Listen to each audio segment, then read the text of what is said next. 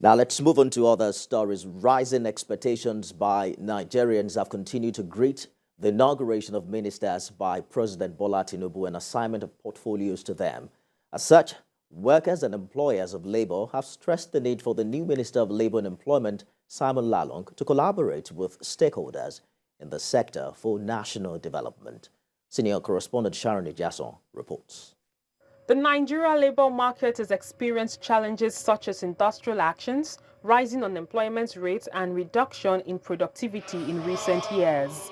During the last administration of President Muhammadu Buhari, there were agitations of various workers' unions which centered mainly on failure of government to honor collective bargaining agreements.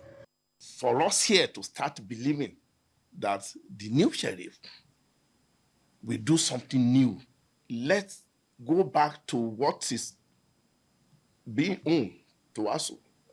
ASU went on strike, but our strike was not illegal. We want our salary that had been withheld since then. We want that salary paid. If that two things can be done immediately, just as we remove the oil subsidy, you can bet me the kind of hope that we return to the university system. For employers of labor under the umbrella of Nigeria Employers Consultative Association (Neca), the Director General Olawale Oyerinde stressed the need to finalize review of labor laws, reform industrial relations system, deepen social dialogue, strengthen institutions of labor administration, and focus on job creation. The issue concerning the labor law, the social partners, Neca, NLC, TUC, the ministry itself, with support of ILO, we've done a significant work on the Nigerian labor law, and the last administration, I think the document was actually approved by FEC, and most likely the Ministry of Justice will have to do its bid, then send the bill to the National Assembly as an executive bill. That the refute labor law is already being attended to for legal drafting by the Attorney General of the Federation, Office of the Attorney General of the Federation.